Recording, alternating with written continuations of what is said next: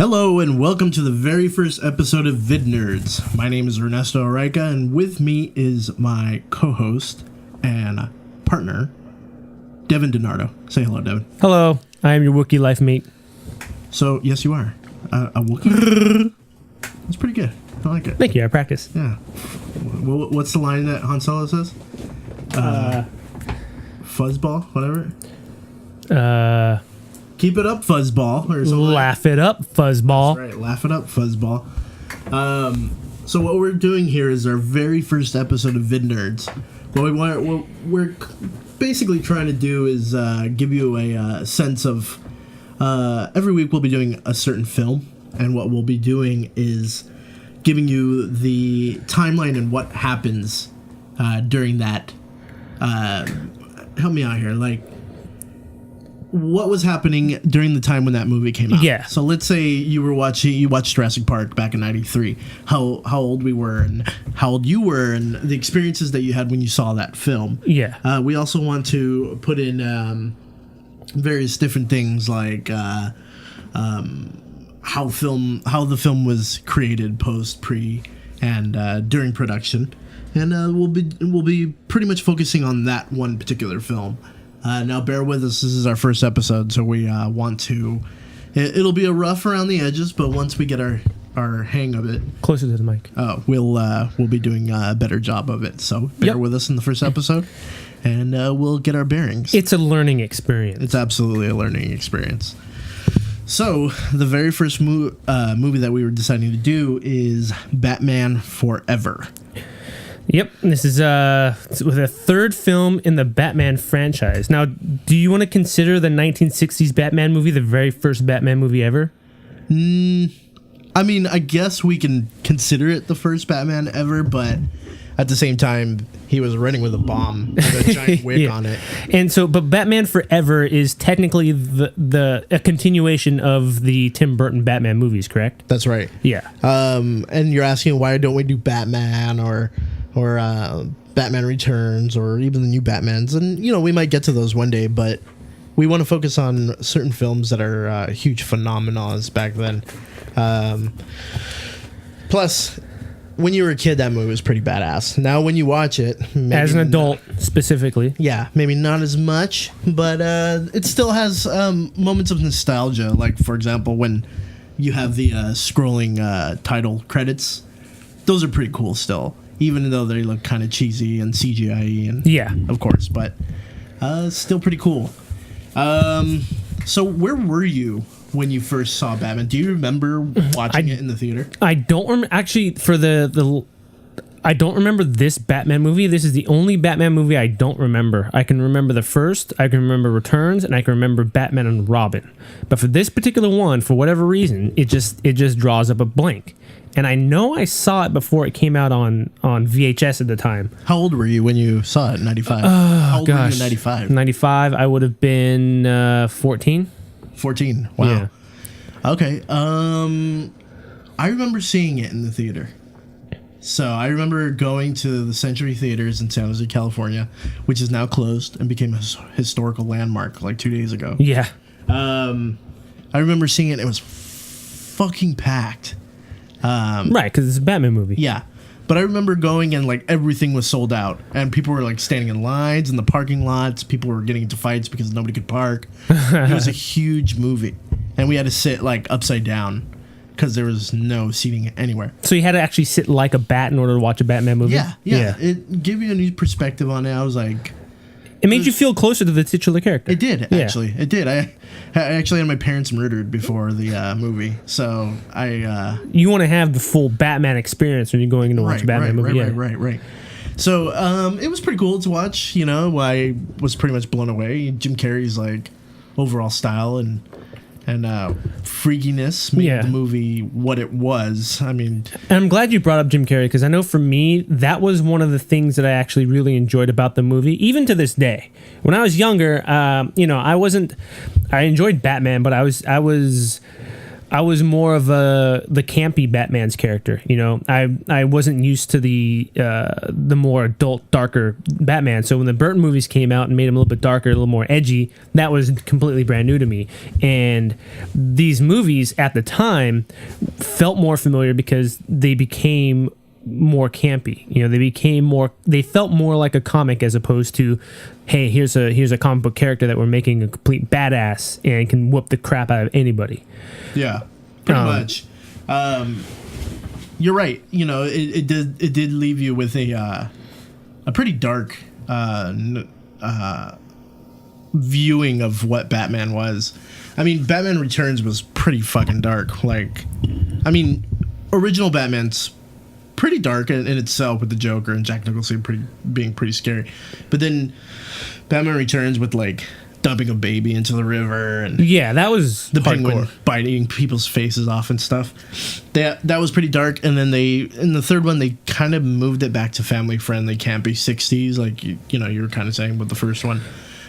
You know, back in the 60s, right? Adam West and such, with even the Dutch angles and things like that, where the cameras would at awkward angles. Yeah, and that was to display the crookedness of the evil characters. Pretty much most of the time, yeah. But there's even like a weird shot when he goes to visit Dr. Chase, where the camera is rotating for some odd, bizarre reason because it's Joel Schumacher and he doesn't know. He's like, we should just flip the camera here, and it's weird. He's just going to ask where Dr. Chase is. And the camera's like doing like a 360 spin, and the guy's like, "Oh, she's up there," and he's like, "Thanks."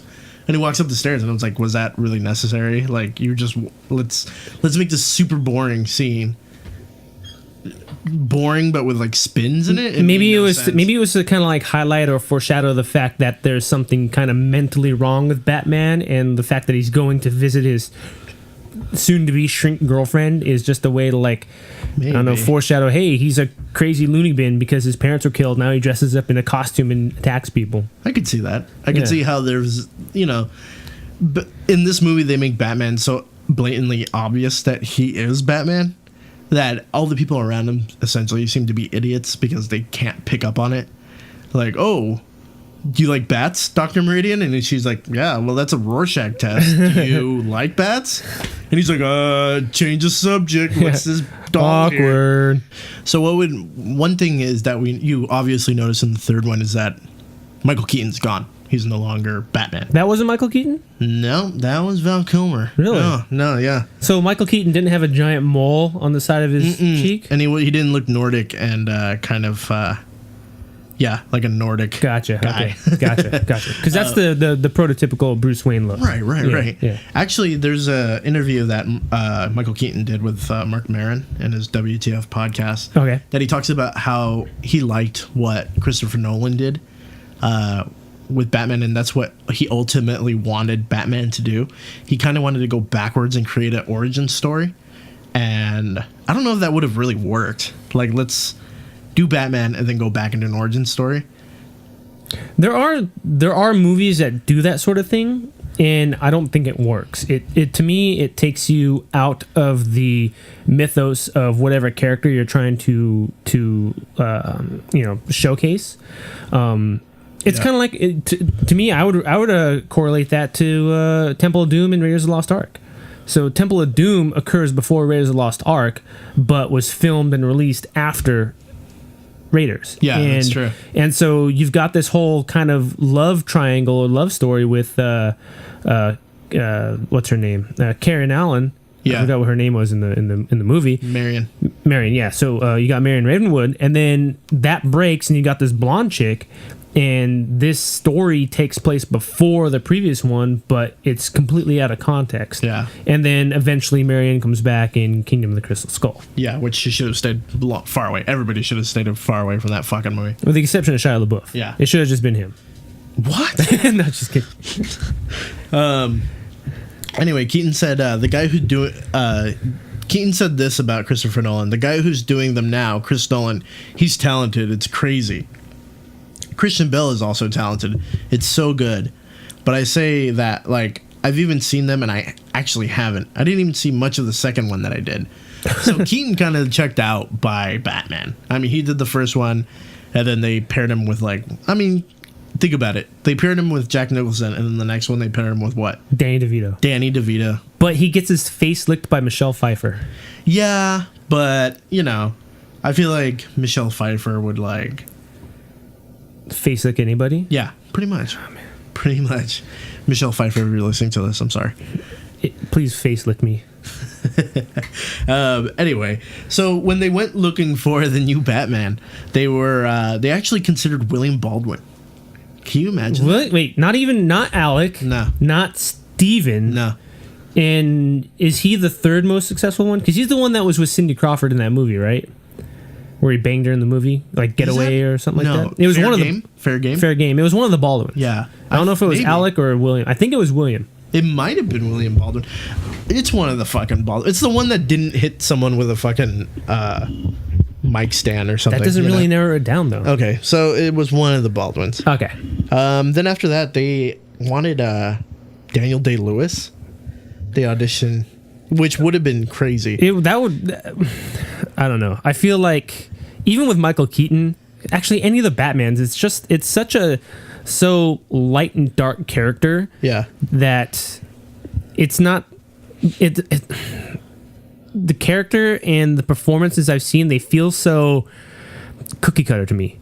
You think so? I think so. And I don't at least now. Now, do you mean Daniel Day is such a prolific actor that I think it's a little bit underneath him. Yeah. Do you think it would have been better if he played Batman as the my left foot guy? Yeah. Where he just kicked people's asses with his left foot? Yeah, he should just do that for every film he does. Didn't Jim Carrey do that in Living Color, where there was a my left foot action movie? I think so. It sounds like something. Yeah. Write in or send us a tweet or something. Yeah. And let us know. At VidNerds. After that, it was Kurt Russell. I can kind of see that. He's got the square jaw. He's got that superhero look. Yeah, I can see that too. Alec Baldwin, Ethan Hawke. No, not Ethan Hawke. Ethan Hawke as Robin. I could see that. Yeah, totally. Ray Fiennes. I don't know. He would be a British Batman would never work. What? I also imagine him in Red Dragon, as Batman, walking naked, in front of a projection. And that would be awesome. Let's go, Alfred, and he's like, oh, he's just wearing the cowl, the cowl and the cape. Again. Yeah. Tom Hanks. Oh my God! Now Tom Hanks is the Riddler. Would have been good. Yeah. I think so. Not as Batman. No way as Batman. I'm glad he stayed away from. I'm glad he stayed away from franchise DC movies or even Marvel. Tom movies. Hanks. Yeah. He's never done a superhero thing. Yeah, which is good. I think he should stay away from it. Well, he was Forrest Gump, and Forrest Gump is pretty much a superhero. True. He was one hell of a retard. And Johnny Depp. Which everybody's on Johnny Depp's wiener. Yeah, ever since he did Pirates. Yeah. This was before Pirates, but still, people were people lose their mind over Johnny Depp over everything, pretty much. You have to during this point, because this was around Gilbert Grape time, right? Yeah, that's why they probably were asking for him. Okay. So, now the people that were asked for Robin, one was Leo DiCaprio. I can see that. Now, if you would have paired Leo and Johnny Depp together, both coming off of Gilbert Grape. Yeah. They played their same roles. And Alfred was the fat mother. Let's see. Matt Damon, Jude Law. Matt Damon. Batman. Ewan McGregor. Wait, was that Leo? Yeah. Or Matt Damon. One of the two. Ewan McGregor, that would be kind of cool. Yeah. Because, this would have been after Trainspotting. Yeah. And so he would have been that scrawny, kind of tweaking looking kind of guy. Yeah. Yeah, you know what the fuck? I think Chris O'Donnell sucks in this movie, but... Actually, you should just remove this movie, and I think your statement's correct. I think Chris O'Donnell sucks. And his acting in Batman Forever is essentially just him, breathing, really hard and, Thanks, Al. Yeah, looking sad. Let me do my martial arts laundry. Yeah. And ride my motorcycle. My martial arts laundry proves that I could be Robin. It's what? No. You haven't done any other fighting. Yeah. You know what I mean? Toby Stevens. Who's that? I don't know. Corey Feldman. Corey Haim. Corey Feldman. What if it was Robin just dresses as Michael Jackson the entire time? And Robin. No, not Robin. Robin was gonna play Robin, the real Robin. No, That would have been good. Scott Speedman. Scott. Oh, the guy from Underworld. Yeah, Oh, Scott Speedman. I was thinking of Scott Stapp at first. I'm like, no, that's Creed. With arms wide open, Batman. Batman. And then they wanted Robin Williams for the Riddler. I can see that. Like, I really like Jim Carrey as a Riddler. I thought it was a different take on the character because the Riddler isn't a goofy character. Yeah, and no, for sure. And having somebody like Jim Carrey have a goofy character, I thought it worked because even with the Joker, he wasn't Jack Nicholson wasn't like all puns and jokes and stuff like that, but right. he had his hilarious moments. Totally. But I did like this take on the Riddler, and I mean, to me, if you're gonna have somebody like Jim Carrey, if that's the guy that you had in mind that eventually got the role, then you need somebody of that caliber, like right. a Robin Williams. Right. Yeah. I mean, you know what you're gonna get when you get Jim Carrey. You're gonna get some rubbery faced dude that's like dancing around and acting like an idiot. Which he does half the movie. Right. Yeah. No, that's essentially all he does. Did you notice in the scene though where he goes to visit Two-Face that you can see him just hanging out in the background before his cue is called? No. Yeah, if you look at the scene again, on the right hand side, he's just chilling back there. We'll put a screen cap on the page so Yeah. you can see it. Anyway, so this movie was plagued by a lot of stuff during production. The film was stated to be about $100 million to make. It seems like Tommy Lee Jones and Jim Carrey didn't get along during the filming too. Ooh, that's not good. No, they actually had like really brash personalities against each other, and so Schumacher was like, "Oh, fuck these idiots," and they were like, he was so pissed off about it, and essentially, just had to like literally have meetings with them where they just focused on one another, and you can kind of see it when they like shoot scenes. Mm-hmm. They seem to be like kind of bouncing off of each other more than anything. Huh. So That's weird. yeah, it is pretty weird, but I wonder if that was mostly because of Tommy Lee Jones. Like, did he not like? Do we have any background on that? Like, do we know if it was because Jim Carrey is like? I mean, he is not a very serious during that time. Just coming off of Living Color. I'm sure, and it seems like Jim Carrey. Ace Ventura. He has his like. He seems to be a very like out there dude. Yeah. And so Tommy Lee Jones seems to be a guy that like, especially he was coming off of The Fugitive and such. Yeah, a super serious role. Right. So what he was probably doing is, and I mean, Tommy Lee Jones's performance in this movie, he was like, all right, maybe I'm just gonna crank it to 11 and just keep it there and break the knob off or something, because his like deliveries are so horrible, bonkers and wacky. I love when he shoots the rocket and it blows up the car behind the Batmobile, and he's like, ah, and he like hugs his like rocket launcher, and I'm like, really? That was the take you went with? Okay. It was again like a lot of these Batman criminals are all kind of tweaked and messed up in the head, and I get the whole split personality thing with Two-Face because that's kind of who he's supposed to be, but I didn't like how he was off the wall bonkers like the Riddler was, and I don't think it works to have those two similar characters unless they were supposed to kind of feed off each other and like find that common ground because they're both weird psychos. But yeah, Tommy Lee Jones as Two-Face was horrible. Yeah, they should have just stuck with Mr. Beautiful, Billy D. Williams. It's the thing that there were when he was given the role, I'm sure he had never picked up a comic book. He was like, what's this guy? All right, let's just fucking do it like this. You know what I mean? He's got two faces. This is a cartoon. Actually, that's one of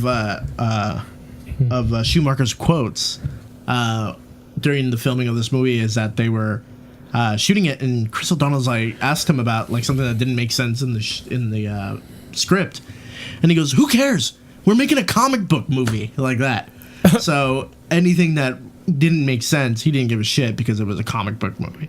essentially, not knowing that he's actually making a film and not a comic book. Right. But I digress. Oops. Yeah. Anyway, so this movie actually made a lot of money. Do you want to guess how much it made? It was supposed to be what was the budget again? It was supposed to be $100 million. It's $100 million to make the film. How much do you think it grossed overall? Overall to this date? Yeah. Oh, no, man. not to this date. Oh, like I mean, after its theatrical run. Let's go. I'm assuming it had to at least make money. Let's say, ooh, I don't know. We'll go 300 mil. Very close. $336 million it made. Yeah. Which brought us Batman and Robin, which was maybe not a good idea. No. But it made $336 million. Everybody got very happy about that. And it seems like there's a lot of production in it. I mean, even the soundtrack itself was pretty huge. Yeah, I mean, it had some big stars on there. The most famous Seal song I ever heard. Yeah, that's the song I come out of hot tubs to. Yeah? Yeah. Yep. And I'm like just coming out and I'm all wet and stuff. And you do you refer to it as your seal? What? Refer to what as my seal? Your wang? Yeah, of course. Yeah. Come on. So it's like black and scarred. And it catches fish. So they had that song. What else was on that soundtrack? The U2 song? U2, yeah. Hold Me, Thrill Me, Kiss Me, Kill Me. That was a cool song. I like that song. During the movie, they had a Smash by Offspring. Oh, Smash it up, smash it up. During the like. It was during race no, it was when Robin steals the Batmobile and he goes to the gang that hangs out in black lights all the time. Oh yeah, Yeah, the guys that really like paint. yeah. Like, And then they apparently return for the sequel when they're in the motorcycle race. that's right. Yeah, With that, it's not the same gang, but it's a bunch of people in blacklight. So like if you're in Gotham and you're in a gang, you have to hang out in blacklight like 95% of the time. which you would think would make it pretty hard to like commit crimes. Like, hey, what's that guy doing over there? Why is he glowing purple and orange with a skull face? Fuck! I told you this wasn't gonna work. But we look awesome. Yeah. Well, fuck it. Let's just go to the dance. I don't know what dance they went to. Maybe there was a Seal concert. But yeah, even there was like it was a good soundtrack. Flaming Lips back in the '90s. There was incredible soundtracks to music, and maybe it's because we were born in the '90s and we were growing up with those people. So like, That's probably it. There's a lot of the music at the time is more recognizable. It's like, me being more born in the '80s and being so moldable. did they have music back in the '80s? They did have music, but it was like you had to take two strings, put them on like twigs, and then like rub them together to create some sort of harmonic. Oh, Yeah, but it was very interesting how things were sounds back lovely. then. Yeah, I mean, some beautiful sounds came by. But like even like some big time famous '80 movies that are, I'd say defined by their soundtracks, like The Breakfast Club, was 16 Candles, things like that. Yeah. I just named all the John Hughes movies. yeah, pretty much. Yeah, so he's the only guy that ever used music in his movies in the 80s. Yeah, of course. That's it. No one else. But like you're saying is, growing up in the 90s, like we grew up with some of those artists and their music is just so noticeable to us. So like when it pops up in a soundtrack, it just kind of, it has that much more of an effect. Like Seal. Like, Yeah, I mean, I've grown, junior high, Seal was my number one guy. this is your wank music. Yeah. It's like your jerk off music. Yeah, well, I mean, I call it my baby Seal, and I just beat it all the time. You club it. Yeah, I call it my baby Seal. That's why now I have no dick. Hey, PETA, we're just joking. We don't like that. Seals, Yeah, no. get clubbed. That's not nice. It's all pro masturbation talk. Yeah, this is all talking about his wiener. And, you can call PETA on it, but you don't. Peter, get it? PETA. I'm gonna call it my PETA now.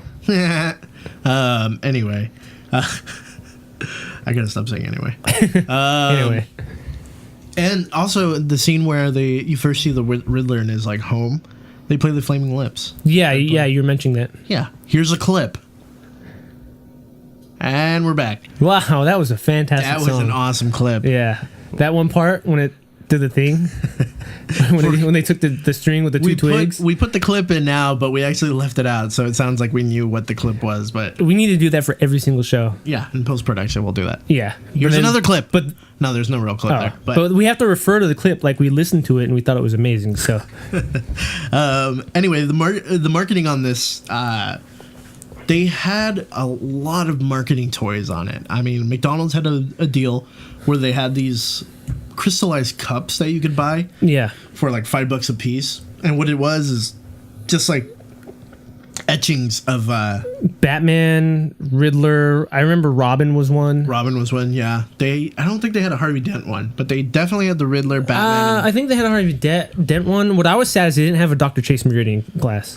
That would have been like the top of my collection. What would be on the etching? Etching, just her like in her lingerie. Okay. Like looking all sad and like longingly for Batman in the sky. Okay. Like she does for almost half the movie. Okay. Have you noticed that like when you first meet her, like half the angles are like the camera's above her and she's always looking up? Yeah. Because Batman always just flies down. Yeah, exactly. And she's like, it's because we can look down her shirt. You know? Yeah. And one of the other things that weirds me out about that is that she's like a psychiatrist, and she's the biggest fucking horn dog in Gotham. She's like, hot entrance. That's her fucking first line. Well, she's hot for Batman. No, I know, but it's like... And he even says, chicks dig the car. Yeah, I know, but what does that mean? That he needs to keep his mask on when he's boning her? Yeah, like, he's in the S&M, dude. He is or she is? No, he is. Wait, no, did she say he's... No, because she wants to get the mask off, because she wants to know who's behind the mask. Right. And he's like, no, the mask stays on. Yeah. So he's the one that's like super kinky. But there's also another blatantly like obvious scene where they're sitting in a circus, and he's like, oh, do you want to go rock climbing with me? And she's like, well, I met someone. And he goes, huh? And she's like, yeah, he's like, he came out of the sky like bat. And he's like, oh, he must be lucky or something like that. And she's like, huh? And he goes, well, who else would it? It's like, clearly you're fucking Batman, you dumb shit retard. Well, yeah, he has to play stupid because he can't let her know that, like, oh, yeah, you're totally into me. Yeah. And one day you're going to learn. Because you're going to find out one day that Batman and Bruce Wayne have the same wang. What? Yeah. Anyway, the marketing, they had the toy marketing on it. Did we actually just go from toy marketing to talking about wangs back to toy marketing? Yeah, isn't that how you do? Okay, yeah, good. Isn't that how you talk about toys? You segue into dicks and then you come back to the toys. Yeah. The toys were pretty pathetic, actually. They had these. I think they were Hasbro, but what they were essentially like the Riddler with for some reason, a claw. And then there was it like a claw in the shape of his question mark? No, not even. That wouldn't be a claw. That'd be a hook. Oh. And I imagine like a big studio with just like a whole bunch of guys with cigars in your mouth, like the Hasbro Corporation. They're like, all right, well, let's make the Riddler, right? You take an old G.I. Joe, one of those assholes, and then you make a claw. And then you know, fuck it, we got those extra claws and stuff. So Riddler has a claw, okay? Two-Face. Next, you burn half of it, right? And then you give him a claw. Like, everyone had a fucking claw. Even remember the Jurassic Park toys? Yes. They had claws. And that one at least made sense. But... Wait, how does Dr. Grant a claw make sense? Is it because he's digging for dinosaurs? No. Do you dig with claws? I don't have any claws.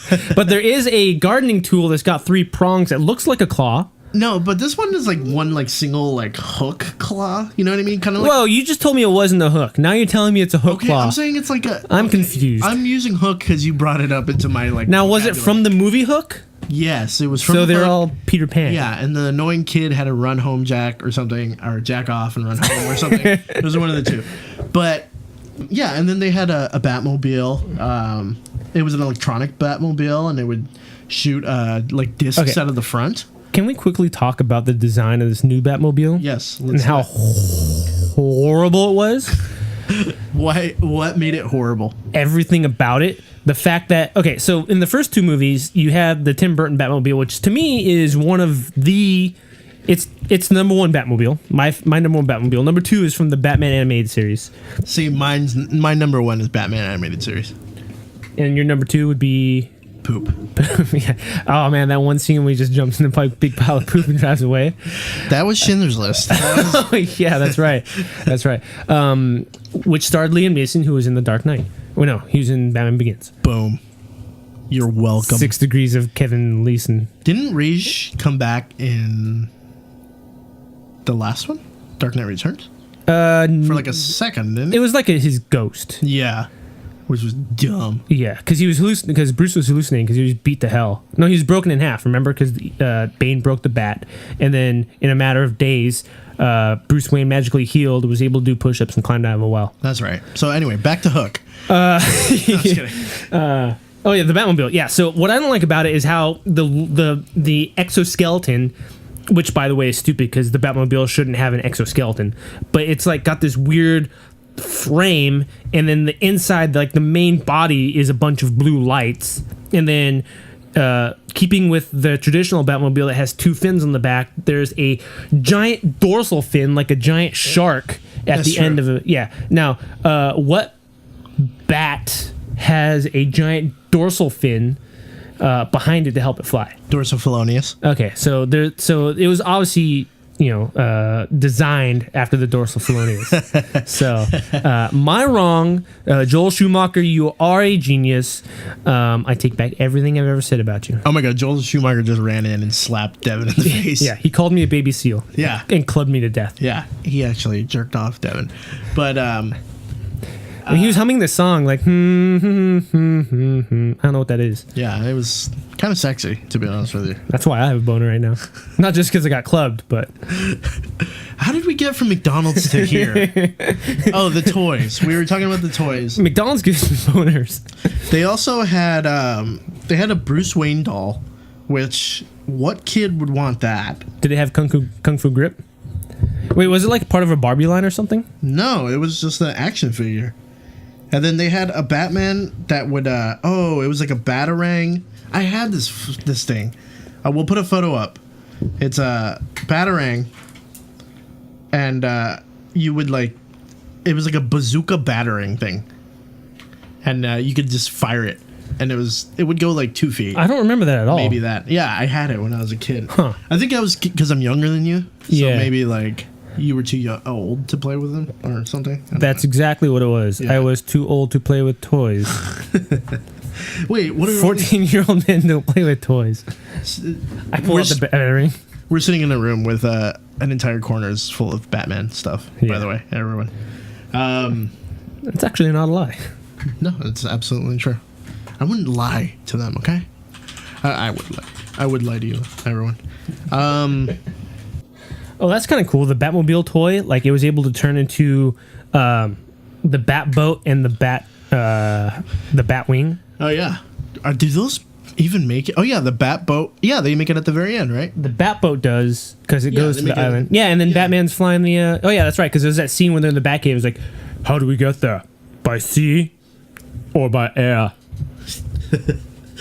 I do remember that. Yeah. And then Robin's like, yeah, I'm going to go dry some clothes with my feet. So here's the best and worst reviewed critics of Batman Forever back in 95. Owen Gleiberman of Entertainment Weekly said, although the film's frenetic rhythm is reminiscent of an Indiana Jones picture, visually, Schumacher directs it like a musical, which is always good when you're watching a Batman movie. Yeah. Turning each image into eye candy, weaving one lush set piece into the next, as if he were the Vincent Minnelli of blockbusters. And everybody knows Vincent Minnelli. Right? Yeah. What the fuck is it? And then the worst reviewed is from Ernesto. me. This sucks. No. The New Yorker, Mr. Terrence Rafferty. Schumacher's direction is coarse and slovenly. The picture has the self-conscious jokiness of the Batman TV series and the smudged, runny imagery of a cheaply printed comic book. Boom. That just happened. Yeah. Wait, what just happened? I don't know. And so what were your overall thoughts for this film? Back in the day, so watching it as a kid, I mean, I obviously enjoyed it. It was another Batman movie. It was I noticed that it was way different from the previous two. A lot more lights. It was a lot more campy. I liked the take on Robin. I liked that he was more mature, so to speak. But just being more of an adult and less of a kid in tights, in his underwear running around with an old man. Yeah, that's true. Now, do you remember that scene? There's a scene where he gets dropped off by Commissioner Gordon at his house, at Batman's house, right, or Bruce Wayne's house. And he watches Gordon leave, and he goes, "Okay, I'm out of here. I just didn't want to do a whole bunch of stuff with like social services and stuff." How old is he supposed to be in this movie? Because he looks 40. He does look 40. And Robin, if he's dealing with social services, he had to have been what, 17? At least 17. And he is not 17. No, he looked quite old. Yeah. Anyway, I'm sorry. Keep going. But that's actually a good point. Well, even in the next movie when they have Alicia Silverstone in there, she's in her like Catholic school outfit, but she looks like she's 40 as well. Yeah, but she also plays it like a big dumbass too. Like she's blonde. Alfred, it's me. Like when the Do you have Alzheimer's? Alfred's dying. Like just the way she like delivered her lines was horrible. Oh, Uncle Al. I'm gonna go bang Robin right now. Seriously, and that's her uncle? Like, how old is that family lineage that, like, that means that Alfred was, like, Alfred must have been 70s, you think? 70s, 80s? Yeah, he was, like, an old, and he was... At least Michael That should be his Goff. grandpa, like, her grandpa, don't you think? Like... Seems that it's an uncle. That's weird. It seems off to me. Oh. But anyway. Yeah, maybe the Pennyworth family is weird, and maybe he's like the eldest of like 19 kids, and she's the baby of number 19. I'm sure someone on the internet's gonna correct us. Yeah, I'm sure there's already been a storyline about the Pennyworths and some fanfic. I like that. Yeah, some sexy fanfic. Yeah. Someone send us some sexy Alfred fanfic, please. Yeah, I like that. But I mean, nowadays, watching it as an adult, it's a much different experience. It's kind of a chore, huh? It's a chore. I would rather watch this one rather than Batman and Robin, because I still enjoy the Riddler in this movie. Yeah. One thing I even post Michael Keaton Batmans, I like Val Kilmer as Batman. Okay. And I like George Clooney as Bruce Wayne. Okay. But I don't like the reverses. I don't like Val Kilmer as Batman. He was, I mean, this is still during the time of the cowl that does not move. So he's like, I'm Mr. Robot. And he's just, oh, yeah, I'm Batman. Chicks dig the car. Like, I just didn't like him as Batman. Yeah. I'll get drive through. Oh, wait. No, I did like him as Batman. You liked him as Batman, but not as Bruce Wayne. Right, yeah. So as Bruce Wayne, he didn't have that Bruce Wayne look. No. To me. And George Clooney, not saying that he looks like Michael Keaton, but they're at least similar enough in like, I don't know, facial structure or something to where, and George Clooney, I mean, in real life, he's a playboy. Yeah. He's banging. He is Bruce Wayne. Yeah, he's super rich, just banging a bunch of broads, and he's got that swagger about him. Yeah. And that's what I liked about him as Bruce Wayne. He brought that George Clooney swagger to the character. Absolutely. But then when he was doing the same stuff as Batman, it's like, well, Batman shouldn't be having this kind of swagger, He shouldn't be like, he shouldn't feel like a playboy when he's fighting crime. That's true. And that's what I felt about George Clooney. He also shouldn't have had a Batman credit card, but, Yeah, expiration date forever.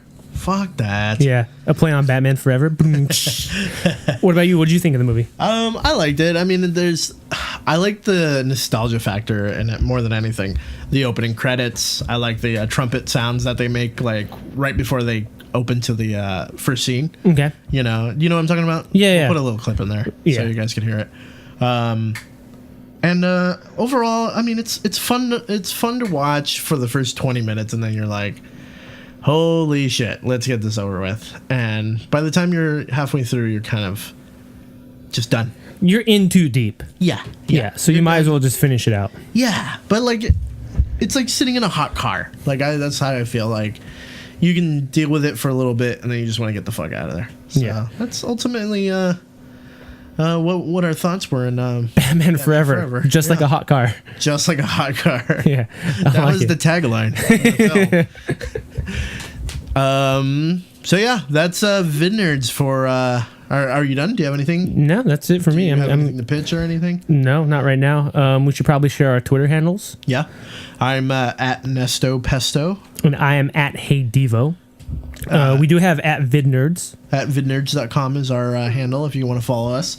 Once again, thank you for bearing us. This is our first episode, so the format might be a little off, but we'll get it a little better. Please stick with it. Yeah, and if you have any suggestions, any feedback, let us know. If you have any questions on this show or about this episode, let us know. Oh, do we want to decide the next week's episode? Yeah, sure. We can do next week's episode. Let us look through our paper. And the survey said... I was going to do a drum roll, but I don't have a drum roll. Next week's episode will be Wanted. Yeah. Not like we wanted, but like the movie Wanted. Yeah. And not that that crappy boy band either, The Wanted. Is that a boy band? I don't know. I don't follow them on Twitter or Facebook and have a tattoo on my ass about them. Yeah, it's The Wanted with Professor X and Maleficent. And isn't Lucius Fox in it? Lucius Fox is in it. Yeah. That's Morgan Freeman, Angelina Jolie, James McAvoy. Chris Pratt's in it. Is he? Yeah, he's the guy that's like banging his girlfriend at the beginning. Oh, the guy at work that he hates. Yeah. Did not know that. Yeah. Common. Yeah, Common's in it, yeah. And Phyllis Diller. She's not in it, I'm just kidding. Can we somehow get her in it? Yeah, let's get her in it. We're gonna edit it. Everybody write in, we'll send you a copy. And it'll be 10 times better. Agreed. Anyway, I'm Ernesto Oreca. I'm Devin Donardo. See you later. Bye-bye.